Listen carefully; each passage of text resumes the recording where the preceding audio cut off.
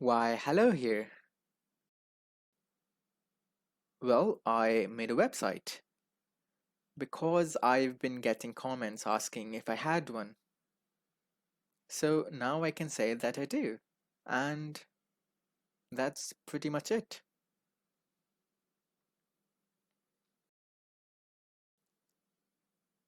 This is just me showcasing the website, so you don't have to actually go and look at it yourself. I'm not showing the mobile version, so perhaps check that one out on your own. And this website would be focused on just my game related updates for people who want to drop in casually every month or two and check up if I have released or published some sort of playable game.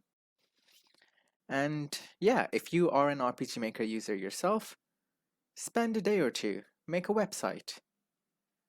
Put your marketing hat on for a bit, display all the coolest parts of your work, keep updating it with the latest development on your game, and let's spam the internet with cool looking RPG Maker game websites.